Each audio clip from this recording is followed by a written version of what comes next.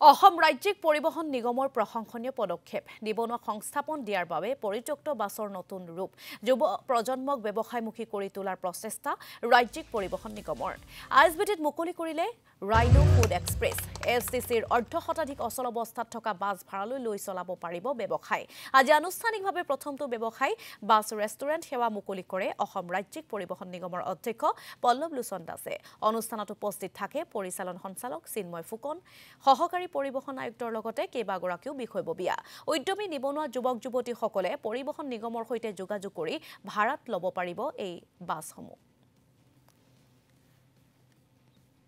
ৰাজ্যিক পৰিবহণ নিগমৰ এক অভিনৱ প্ৰয়াস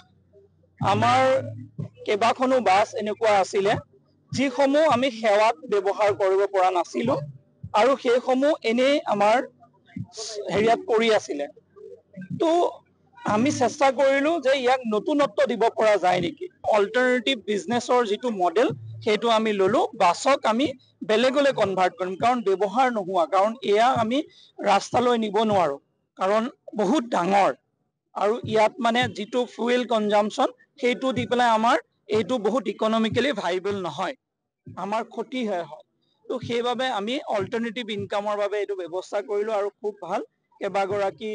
আমাৰ নতুন উদ্যমী ব্যৱসায়ী আগবাঢ়ি আহিলে আজি আপোনালোকে দেখিছে ৰাইনো ফুড এক্সপ্ৰেছ নামে আমি এইটো আৰম্ভণি কৰিছো